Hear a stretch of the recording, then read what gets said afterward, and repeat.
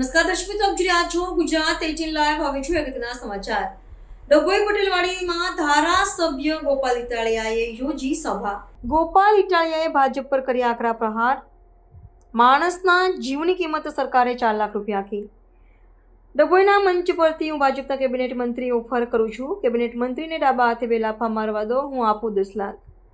ભાજપના તમામ ધારાસભ્ય સર્કસના શેર છે. મંત્રીમંડળના વિસ્તરણને લઈને ગોપાલ ઇટાલિયાએ નિવેદન આપતા કહ્યું, સરકાર સ્થિર છે પણ મંત્રીઓ અસ્થિર છે.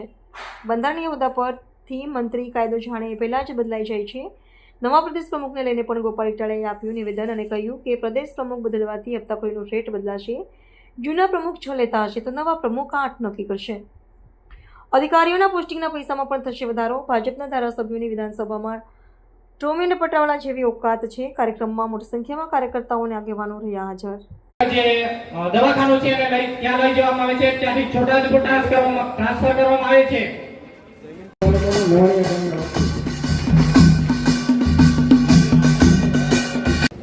પાણીઓ ભરાઈ જાય છે દિલ્હીમાં, રસ્તા નથી ચાલવાના. જરૂરત છે આપણે હવે.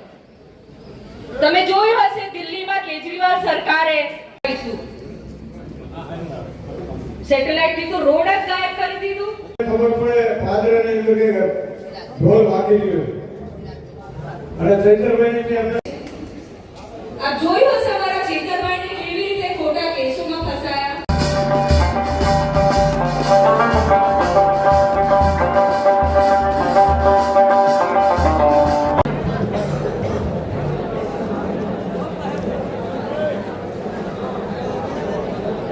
રેલગાડી નીચે નીકળે તો કેટલી ગંભીર પરિસ્થિતિ થશે ખબર તમને? કેટલી ગંભીર દુર્ઘટના થશે. પણ ખોટી રીતે ખોટી સામદામ નીતિ કરીને અરવિંદ કેજરીવાલજીને ખોટા કેસીસમાં ફસાઈને સમસ્યાઓને આપણને નજરઅંદાજ નથી કરવાનું. મોટા ઉદ્યોગપતિ હોય કે મોટા નેતાઓને આપણી જીવની તો આપણે જો પાયો મજબૂત બનાવીશું તો 100% આપણે ગુજરાતમાં સત્તા પ્રાપ્ત કરીશું. દરેક જગ્યાએથી આવેલા મારા તમામ કાર્યકર મિત્રોને મારી એક જ વિનંતી છે, તમને કોઈ પણ નાની મોટી તકલીફ આવે તો તમારો જે કોઈ 7 માં પ્રથમ ઇલેક્શનમાં અમે 48,260 વોટ લાવ્યા મિત્રો. અમારું કોઈ બોર્ડ નહીં, કોઈ કાર્યકર નહીં અને સ્થાનિક સ્વરાજમાં સરપંચ કે સભ્ય એ પણ આપણે આ બાબતે આજે નોંધ લઈએ. અને કેટલાક મિત્રો એવી પણ વાત કરે છે કે આમ આદમી પાર્ટી માત્ર વાતો કરે છે.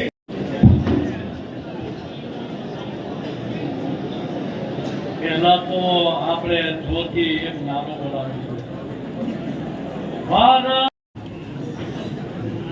અનવરભાઈ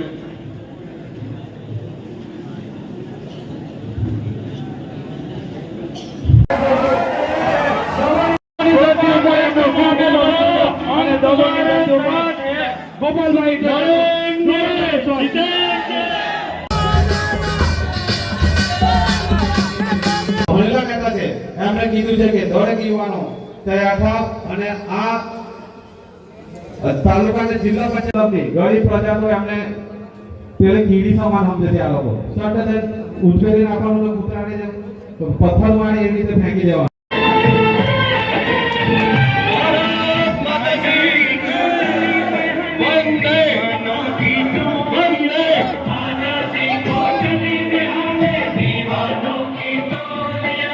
વાળાને કહેવાનું શાંતિ રાખજો મહેરબાની કરી, નહીતર વિસાવદર વાળી આજે ડભોઈ ગામમાં આયોજિત આ આમ આદમી પાર્ટીની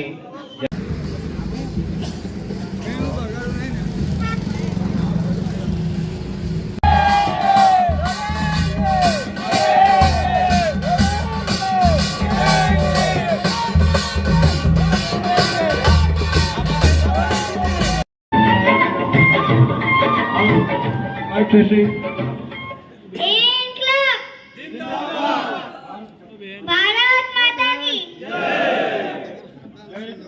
जय जवान. ફકીર હોય બધાના છોકરા એક જ સ્કૂલમાં ભણશે, એક જ સ્કૂલમાં ભણશે તો જ આપણો વિકાસ થશે. બાકી 5 સાલો તૂટી હતા હોય તો એ લોકો 10 દિવસ પછી ડબોડા ઘરો કે તોડી શકે. માનો છો કે નહીં વાત? અમારા 12 ફળિયામાં સ્ટેચ્યુની સામે એક 12 ફળિયા ગામ છે. લોકો બધા આવજો, અમે આવાન કરશું તો તમે 100% આવશો ને? કારણ કે જમીન ખાલી કેવડિયાની એટલી નહીં, જમીન છોટાઉદેપુર હોય, દાહોદ હોય, ગોધરા હોય, નવા પ્રોજેક્ટ આવે છે. માતા કી જય જવાન. ખૂબ ખૂબ ધન્યવાદ. અને એક આંદોલનકારી નેતા છું. ખેડૂતોના અને સરકાર ક્યાં છે? વિસાવદર વિધાનસભાની જનતાએ મત આપીને મને ધારાસભ્ય બનાવ્યો, પછી મેં ત્યાં અંદર જઈને જોયું કે તમે અને આપણે બધા અહીંયા ઊભા સરકાર આમ ને સરકાર તેમ ને સરકાર આ નથી કરતી, સરકાર તે, આપણે સરકાર કરીએ છીએ. મેં ત્યાં જઈને જોયું કે ત્યાં સરકાર નથી, ત્યાં તો સર્કસ છે. બધું સર્કસ જેમ હાલે છે. ધારાસભ્યોની ત્યાં કોઈ ઓકાત નથી. તમને ચોખ્ખું ગુજરાતીમાં કહી દઉં કે ભાજપના ધારાસભ્યોની વિધાનસભામાં કોઈ હેસિયત જ નથી. કોઈનું ને કાંઈ ઉપજતું નથી, ડાળે આવતા નથી એના વિધાનસભામાં. હાવ ભાજપમાંથી ઉપરથી કહે કે ટોમી બેસી ગયા, ટોમી. અહીંયા જે મોટા સિંગમો બનીને ફરે છે ને ન્યા પટાવાળા છો પાછળ. તમને એમ લાગે કે મોટા ધારાસભ્ય છે પણ એ આયા ન્યા નહીં, ન્યા પટાવાળા છે. મેં મારી નજરે જોયેલી વાત કરું છું, અને ખોટી હોય જો મારી વાત તો વિધાનસભાના સત્રના આખું જે રેકોર્ડિંગ થયું છે લાઈવ, એ લાઈવ રેકોર્ડિંગ ગુજરાતની જનતાને બતાવી દેજો ટોમી ન હોય તો. ગોપાલ ઇટાલિયા જાહેરમાં એમ કહે છે કે ભાજપના ધારાસભ્યોની હેસિયત પટાવાળા જેવી છે વિધાનસભાની અંદર. જો કોઈને એમ લાગે કે ગોપાલની વાત ખોટી છે તો વિધાનસભાના સત્રનું લાઈવ રેકોર્ડિંગ આખી ગુજરાતની જનતા માટે ખુલ્લું મૂકી દે. ભાજપ વાળા બધાને ખબર પડી જાય કે કોણ કેટલું પાણીમાં છે. ભાજપના નેતાના ભાષણો લાઈવ આવે, મુખ્યમંત્રીની સભા લાઈવ આવે, પાર્ટીના પ્રદેશ અધ્યક્ષનો સમારોહ લાઈવ આવે, પણ વિધાનસભામાં ધારાસભ્યો ઊભા થઈને શું બોલ્યા એ લાઈવ કેમ નથી આવતું? જે દિવસથી લાઈવ આવશે ને તેથી ગુજરાતને ખબર પડી જાય કે તમે જેને ધારાસભ્ય માનો છો ને વિધાનસભામાં પટાવાળા છે. અને તમને ખબર ન પડી જાય એટલે તો લાઈવ નથી બતાવતા. પણ ઈ લાઈવ આપે અને પછી તમે જાણો એના કરતા હું જ તમને કહી દઉં છું કે ભાઈ તમે જેને ધારાસભ્ય માનો છો એ ન્યા પટાવાળા છે. આટલું યાદ રાખજો. ન્યા એનું કાંઈ નથી ઉપજતું એટલે પોતાના વિસ્તારમાં આમ જનતા ઉપર દાદાગીરી કરે, નિર્દોષ માણસો ઉપર પોલીસ મોકલે, નિર્દોષ માણસોને દબાવે, સમાજને દબાવે, ખેડૂતોને દબાવે, નાના માણસને દબાવે. એ બધું અહીંયા કરે છે. ન્યાય એનું કઈ હાલતું નથી. મેં ગઈકાલે જ લીંબડીમાં એક વાત કીધી હતી કે ભાજપના ધારાસભ્યો પોતાના મત વિસ્તારના લોકો પાસે રોલા પાડે, સિક્કા પાડે કે આપણા વિસ્તારનો પ્રશ્ન હતો તો મેં મુખ્યમંત્રીને ખખડાવીને કહી દીધું. આપણને એમ થાય કેટલો બાહોશ ધારાસભ્ય છે ભાજપમાં. 50 લોકોની 500 લોકોની સભા કરે મત વિસ્તારમાં ભાજપ વાળા, ધારાસભ્ય એમ કહી દે કે આપણા વિસ્તારનો ભાઈઓ બહેનો પાણીનો પ્રશ્ન હતો, અમે વિધાનસભામાં મુખ્યમંત્રીને ખખડાવીને કહી દીધું. પબ્લિક તાળીઓ પાડે, એને એમ થાય વાહ ધારાસભ્ય આવો જ હોવો જોઈએ, ખખડાવીને કહી દે એવો. પણ ન્યા અમે જોઈએ છે કે મુખ્યમંત્રીની ચેમ્બરની બહાર ભાજપના ધારાસભ્ય ઊભા હોય છે, કેટલી વાર દરવાજો ખખડાવે તો ઓલા ખોલતા નથી અંદરથી, પછી બહારથી બધું કહી દે છે. બહારથી કહી દે છે કે ભાઈ અમે રજૂઆત લઈને આવ્યા હતા સાહેબ, એટલે દરવાજો ખખડાવીને કીધું, મુખ્યમંત્રી નહીં. ઓલે ખોલ્યો જ નહીં એટલે ખખડાવ્યો, ના ખોલ્યો તો બહારથી કહીને જતા રહ્યા. ગામમાં આવીને સભા કરે ત્યાં અમે ખખડાવીને કહી દીધું છે, પણ દરવાજો કાકા મુખ્યમંત્રી નહીં. હાવા માલે છે, દરવાજો ખખડાવીને કહી દે, સભામાં એમ કે ખખડાવીને કીધું. સમજ્યા ન સમજ્યા કે મારી વાતમાં હાવ લોલમ લોલ હાલે છે. તમારા હાથમાં નિર્ણય છે કે તમારે હવે કેવી રીતે આગળ વધવું. દોસ્તો આપણે ઘણું સહન કરી લીધું છે, ઘણું ગુજરાતને ભાજપ વાળાએ નુકસાન પહોંચાડી દીધું છે. હજુ જો નુકસાન ન થવા દેવું હોય, અટકાવવું હોય તો આપણે બધા આપણો આત્મા જગાડવો પડશે. ઘટના કેવી બને છે એની હું તમને વાત કરું. આજે જ ઘટના આવી, આજે જ જામનગર પંથકમાં એક ભાઈએ પોતાના 2 સંતાનોને મારી નાખ્યા અને પોતે આત્મહત્યા કરી લીધી. સમાચાર વાંચ્યા કોઈએ? જામનગર પંથકમાં એક વ્યક્તિએ 2 સંતાનોને મારી નાખ્યા અને પોતે આત્મહત્યા કરી લીધી. એનું કારણ એ હતું કે એમની પાસે કેન્સરની સારવાર કરાવવાના પૈસા નહોતા. ગુજરાતનો એટલો બધો વિકાસ થયો છે કે એક માણસના ખિસ્સામાં સારવાર કરાવવાના પૈસા ન હોય, અને પૈસા ન હોય એટલે પોતે મરી જવું પડે, પોતાના સંતાનોને મારી નાખવા પડે. ઈ પરિસ્થિતિ જો ગુજરાતમાં હોય તો ઈ કેવી પરિસ્થિતિ કહેવાય? તમે બધા વિચારો દોસ્તો, કે કોઈ માણસ પોતાના સંતાનોને મારી નાખતા હાથ કેમ હાલે ઈ તો વિચારો. આપણે બધાના ઘરમાં સંતાનો છે, કોઈનો હાથ તો શું એવું કલ્પના ન કરી શકે કે હું મારા હાથે મારા છોકરાને મારી નાખું, એવું કોઈ વિચાર ન કરી શકે. સમાજમાં રહેવા વાળો સભ્ય વ્યક્તિ હોય ને એને વિચાર કરતા હાથ ધ્રુજે કે મને આવો વિચાર કેમ આવ્યો. પણ જે બાપે પોતાના હાથે પોતાના સંતાનોની હત્યા કરવી પડી હશે એના દિલ ઉપર પાણો કેવડો રાખ્યો હશે. તમે વિચાર, આવું કઈ પહેલી વાર થોડું બન્યું. સુરતમાં આખા પરિવારે આત્મહત્યા કરી લીધી હમણાં 1.5-2 મહિના પહેલા. દોસ્તો, હું આજે આ ડભોઈના મંચ ઉપરથી કહું છું કે માણસના જીવની કિંમત 4 લાખ નક્કી કરી છે આ ભાજપ વાળાએ. હું એમ કહું છું કે ગુજરાતના કેબિનેટ મંત્રી 2 લાફામાં મારવા દે તો 10 લાખ રૂપિયા આપું. તમે અમારો જીવ જાય તો 4 લાખ આપો છો, હું તમને ખાલી 1 લાફાના 5,000 5 લાખ આપવા તૈયાર છું. જેનામાં હિંમત હોય ડભોઈના સ્ટેજ ઉપર ઉભો રહે 2 લાફા ડાબા હાથે મારીશ ને 10 લાખ ઉભા ઉભા ગણીને લઈ જવાના મારી પાસે. ગુજરાતમાં ભાજપના લોકોએ આપણી કિંમત નક્કી કરી નાખી 4 લાખ રૂપિયા. દોસ્તો, મને તો એટલી બધી અંદરથી પીડા થાય છે કે તમે શું સમજો છો અમને? અમે અમારા જીવની કિંમત 4 લાખ. અમારા જીવ કરતા તો તમે દોસ્તો, મેં કીધું એમ આવી જાય એક વખત 2 લાફા ડાબા હાથે મારું અને 10 લાખ રૂપિયા ગણી લેવાના. એક નોટ ઓછી નીકળે તો રાજકારણ મૂકી દેવું છે. સમજે છે હું આ લોકો આપણને? આ લોકો આપણને હું સમજે છે? તમે વિચારો કે તમને બધાને હું સમજે છે ભાજપ વાળા? હું કઈક કોઈ અજાણ્યો માણસ રોડ રસ્તા ઉપર આપણને હામો મળે બહુ ટણી કરતો હોય તો આપણે નથી પૂછતા ભાઈ તું શું પૂછે છે કે નથી પૂછતા? આ ભાજપ વાળા આપણને હું સમજે છે? માણસ સરકારની ભૂલને કારણે કોઈ દુર્ઘટના બને અને એમાં માણસો મરી જાય તો એની કોઈ સજા નહીં. મોરબીનો બ્રિજ તૂટી ગયો, કોઈને સજા નથી થઈ, કોઈને જેલમાં નથી પૂર્યા, બધા આઝાદ પંછી મોજે દરિયા દરિયા મોજા, कोई रोके ना टोके, ये मेरी भाजपा की सरकार है भाई, मुझे कौन बोले. ગંભીરા બ્રિજમાં કોઈ જેલમાં નથી. સામાન્ય માણસ હેલ્મેટ પહેર્યા વગર નીકળશે તો સિંઘમો આવશે, તમને પકડી જશે. કેમ હેલ્મેટ નથી પહેર્યું? હેલ્મેટ નથી પહેર્યું, આ નથી પહેર્યું, ઓયલું નથી પહેર્યું. ભાઈ લુગડા પહેર્યા છે એટલું ઘણું છે, હવે તમે ઈ કાઢ્યો તો થાય. હેલ્મેટ નથી પહેર્યું, ચપ્પલ નથી પહેર્યા, બૂટ નથી પહેર્યા, વધ્યું છે એટલું પહેર્યું છે. લુગડા વધ્યા ભાજપના રાજમાં. કઈ કેવું છે? ભાજપના રાજમાં વધ્યું શું? લુગડા વધ્યા. હવે એ કાઢી લે તો શાંતિ થાય એટલે વયા જાય પાછા.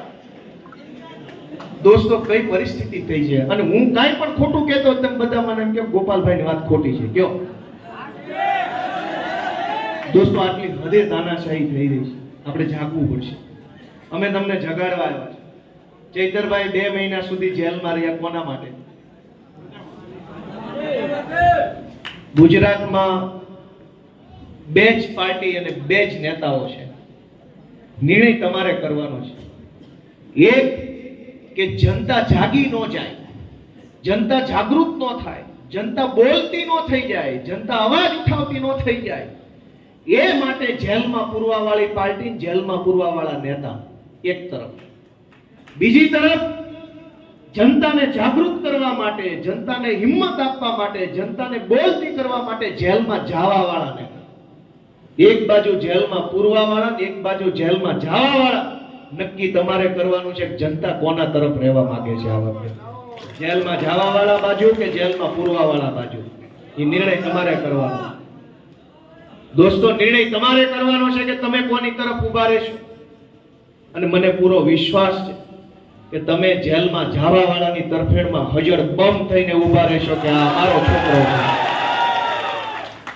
દોસ્તો, મારી ઉપર 30 FIR થઈ. હું 15 જિલ્લાની જેલમાં રહ્યો.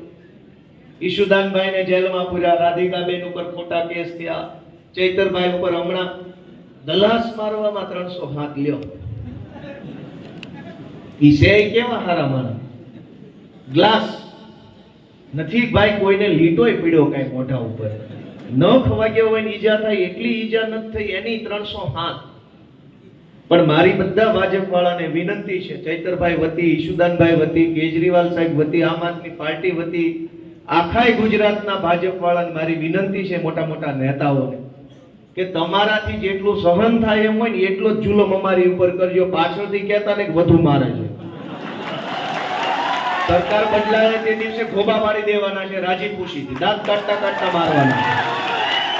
અને એમાં કોઈ બાંધછોડ નથી કરવાની. અમે તો 15 જિલ્લાની જેલમાં રહી શકીએ ને એવા મજબૂત કાળજાના મજબૂત વાહાના માણસો ઘડ્યા છે. અમારી માએ અમને એવા જેણ્યા છે. અમારું કાળજું ફફડે નહીં, તમારા દંડાથી અમારો વાહો ન ફાટે, પણ તમે અમારા બે ધોકા ખાઈ શકો એમ છો ને પાછું એટલું વિચારીને પોલીસને ફોન કરજો, બાકી મજા નથી. કેમ કે બહુ દમદાટી દાગ ધમકી કરી નાખી. ઈ હું સમજે છે કે બધા માણસો ડરપોક હશે, બધા બી જશે પોલીસથી, જેલથી, કોર્ટ કચેરીથી. બધા એવા ન હોય. કેટલાક એવા હોય જેને એની માએ હવાશેર ફૂંટ ખાઈને જેડ્યા હોય ને કોઈના બાપથી નો બીવે જીવે ત્યાં સુધી. કેટલાક એવા હોય અમને અમારી માએ હવાશેર ફૂંટ ખાઈને જેડ્યા છે. કયા ભાજપ વાળામાં દમ છે જે અમને ડરાવી દે? દોસ્તો, આ ગુજરાતની ધરતીનું ધાવણ ધાવીને ઊભા થયેલા માણસો છીએ અમે આ ગુજરાત આરે ખોટું નહીં થવા દઈએ કોઈ દિવસ. ગુજરાતના જુવાનિયા આરે, ગુજરાતના ખેડૂત આરે, ગુજરાતના આદિવાસીઓ આરે, ગુજરાતના છેવાડાના માણસ આરે ખોટું થતું હશે તો અમે અમારો જીવ આપી દેવા માટે તૈયાર છીએ દોસ્તો. પણ પાછું પગલું ભરવું એ અમારા લોહીમાં છે. દોસ્તો, તમારે જાગવાની જરૂર છે. અને મને એવો વિશ્વાસ છે કે થોડું ઘણું તો હંધાઈ જાગ્યા છે પાછા. અને વિસાવદર વાળી શબ્દ આવ્યા પછી તો ભાઈ ભાજપ વાળા જાગી ગયા છે. એને એમ લાગ્યું છે કે મારું બેટું કઈક ઉપાધિ વાળું થાય છે. પણ તમારે બધાએ આવનારી ચૂંટણીની અંદર જરાક હિંમત કરવાની છે. હું તમને બધાને વિનંતી કરવા આવ્યો છું કે અમે ગુજરાતની અંદર ખૂબ અન્યાય, અત્યાચાર, શોષણ, તાનાશાહી બધું જ સહન કરીને પણ જનતાની લડાઈ લડી રહ્યા છે. તમે તમારા દિલ ઉપર હાથ રાખીને વિચારો, જનતા માટે લડવા વાળા વધ્યા છે કેટલા? તમે 30 વર્ષ સુધી ભાજપની સામે કોંગ્રેસને મત આપ્યો, કોંગ્રેસની સામે ભાજપને મત આપ્યો, છેલ્લે તો બધું એકનું એક જ છે. આજ 5, 10, 25 જુવાનિયા વધ્યા છે જે ખરા દિલથી, સાચી દાનતથી, ઈમાનદારીથી જનતા માટે લડાઈ લડી રહ્યા છે. જેલથી નથી બીતા, ડર મારથી નથી બીતા, પૈસાથી લલચાતા નથી, હોદ્દાથી લલચાતા નથી. એવા 5 જુવાનિયા વધ્યા છે. એનું બાવડું ચાલશો કે નહીં ચાલો? ભાઈ કયો બધા એનું બાવડું ચાલશો કે નહીં ચાલો? તમે બાવડું ચાલશો તો અમે ક્યાંય ઘણું સારું કામ કરી શકીશું ગુજરાતમાં. દોસ્તો, અમે બધા સામાન્ય પરિવારના માણસો છીએ, તમારી જેવા જ છીએ. પણ આ પીડા જોવાતી નથી ને એટલે રાજકારણમાં આવ્યા. ચૈતરભાઈ ને હું બે સરકારી નોકરી કરતા હતા એ સમયે અમને ક્યાં સપનું હતું કે અમે ધારાસભ્ય બનશું. અને અવળી મોટી રાજકારણની દુનિયામાં અમારી જેવા ગરીબના છોકરાને કોઈ રાજકારણમાં આવવા દે? તમે સમજો કે કોંગ્રેસમાં ભાજપમાં 45 વર્ષના થયા ને એ યુવા મોરચાના મહામંત્રી છે. હવે 40 વર્ષે તો યુવા મોરચાના મહામંત્રી બનવું પડે. તો મુખ્ય મોરચામાં તો કે દિવસે આવે. હું 36 વર્ષનો છું, ચૈતરભાઈ મારાથી 1-2 વર્ષ આગળ પાછળ છે, અમને ધારાસભ્ય બનાવ્યા છે. રાજકારણની દુનિયામાં નાના માણસનો કોઈ દિવસ કઈ વાત નહોતી ઉપજતી. જનતાની તાકાત જુઓ, સામાન્ય માણસની તાકાત જુઓ કે અમારી જેવા જુવાનિયાઓને આટલી નાની નાની ઉંમરે ગુજરાતની વિધાનસભા હલબલાવી નાખવાની જવાબદારી સોંપી દીધી. અને હલબલે છે કે નહીં? રેડી હાલે છે કે કઈ સુધારો કરવો પડે એમ છે? ચૈતરભાઈ બોલે ને વિધાનસભા ડોલે નહીં તો બાકી ભાઈ કહેવું જ ન પડે. અને એટલે એ બોલી નો એ કે મને યાદ છે કે ગઈ વખતે જ્યારે એની ઉપર કેસ થયો હતો રાજપીપળાની કોર્ટમાં, ગઈ વખતે આ ગલાસ વાળો નહીં, પેલો ફોરેસ્ટ વાળો, તે દિવસે વિધાનસભાનું સત્ર ચાલુ હતું ને એ વખતે જ એની ઉપર કેસ થયો. વાત સાચી કે ખોટી? અને આ વખતે વિધાનસભાનું સત્ર આવ્યું ત્યારે જ ચૈતરભાઈ ઉપર કેસ થયો. શું કામ? 160 ભાજપના પટાવાળા અંદર બેઠા છે, એ એક ચૈતરભાઈ થી દીવે છે. વિચાર કરો. તમારી સરકાર, તમારા મંત્રી, તમારી પોલીસ, તમારા સંત્રી તંત્રી જંત્રી, સીબીઆઈ, ઈડી, આઈટી, એબીસીડી બધું તમારું, અને એક આદિવાસી યુવાન ચૈતર વસાવાથી આટલી બધી બીક લાગે છે. પણ તમારી જેલમાં એ તાકાત નથી જે તાકાત ચૈતર વસાવાના સંઘર્ષની અંદર છે. દોસ્તો, સંઘર્ષના ભઠ્ઠામાંથી નીકળેલો માણસ છે. આગમાં તપેલો માણસ હોય ને હોના જેવો થઈ જાય. પરિશ્રમ પાડીને, પરિશ્રમ કરીને, પરસેવો પાડીને આગળ આવેલો યુવાન છે. અને ચૈતરભાઈ એકલા નથી હો, પાછા અમે ભેગા છીએ હો. પાછા એમ કઈ ડોક્ટર અમિત શાહ વેમમાં રહેવું નહીં. અમે ભેગા છીએ. સુદાનભાઈ છે, રાજુભાઈ કરપડાઈ છે, રાધિકા બેન છે, આખી સેના છે. આ તો ઓલું ગીત નથી આવતું, મને એકલી જાણીને કાને છેડી દે. એમાં CR પાટીલ ને એમ થયું ચૈતર વસાવા એકલો છે. નહીં, એકલો નથી મારા વાલા. એની હારે અમે ઊભા છીએ. કાઠિયાવાડથી ખોખારો ખાઈને હારે ઊભા છીએ કે ભાઈ ચૈતર વસાવા અમારો નેતા છે. અને એટલે હું તમને બધાને વિનંતી કરું છું કે ચૂંટણી ઓરી આવી છે, ભાજપ વાળા ઓરા આવશે, પણ જોજો, જાળવીને જોજો બધું. કેમ કે આ વખતે માલ મટીરિયલ જરાક વધારે વાપરશે. કેમ કે આ વખતે એને કોઈ પણ સંજોગોમાં આમ આદમી પાર્ટી જીતે નહીં ને એવું એ ઈચ્છે છે. એટલે દર વખતે કદાચ 100-200 વાળું હોય તો આ વખતે 500-1000 વાળું થાય. જે માલ આવે એ આપણી જ પોતાની કમાણીમાંથી લૂંટેલા પૈસા છે એમ માનીને લઈ લેવાના છે. એ મારી, હું તમને જવાબદારી આપતો છું.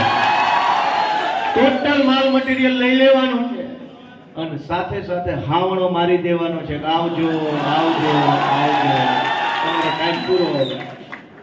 કેમ કે આ મામલતદાર ઓફિસોમાં, TDOમાં, નાકે નાકે પોલીસ ચેકિંગમાં જે રૂપિયા ઉઘરાવે છે ને એ જ રૂપિયા ચૂંટણી ટાણે લઈને આવે છે. ઈ ક્યાં એના ઘરના પૈસા લઈને આપણને દેવા આવવાના. અને આમ તમે જુઓ કે એક સામાન્ય માણસ સરકારી અધિકારી પાસેથી કોઈ સરકારી સહાય માંગે તો આ ફોર્મ ભરો ને ઓલું ફોર્મ ભરો ને ફોટો ચોંટાડો ને અંગૂઠો લાવો ને બાનો દાખલો ને બાપાનો દાખલો ને કાકાનો દાખલો ને જાતિનો દાખલો ને મોહાળનો દાખલો ને એટલા દાખલા માંગે. આપણને એમ થાય નથી જોતી, રહેવા દે, સહાય રહેવા દે, નથી જોતી, જા. અને એનો એ જ ભાજપનો માણસ ચૂંટણી આવે તો ઘરે આવીને સાંકળ ખકડાવીને ખોલો 5000 દેવા આવ્યો છે. કાંઈ ફોર્મ ન ભરવું પડે, વગર સોગંદ નામે 5-5000 આપી જાય. વાત સાચી છે ખોટી? જે દિવસે સરકારી યોજનામાં લેવા જાઓ તો 500 જગ્યાએ સહી ને સિક્કા ને ફોર્મ ને સોગંદનામું ને એફિડેવિટ ને અંગ્રેજીમાં, ગુજરાતીમાં, રમેશ કુમાર ને રમેશભાઈ લખવાનું. 1200 રૂપિયામાં તો લાંબા કરી નાખે. અને ચૂંટણી ટાણે 5-5000 આપી જાય છે. કાંઈ ફોર્મ નથી ભરવું પડતું. મામલતદારના સિક્કો નો મરાવો તોય પૈસા આપે છે. મારી વાત સાચી છે કે ખોટી છે? તો જે કાંઈ માલ મટીરિયલ આવે એ લઈ લેવાનું છે, આપણું છે એમ માની. અને આ માલ મટીરિયલ જેણે ચોરી કર્યું છે એ ચોર ઉપર ખાવણો મારવાનો છે એવી વિનંતી કરવા માટે આજની આ સભા છે. દોસ્તો, તો તમે બધા તૈયાર છો?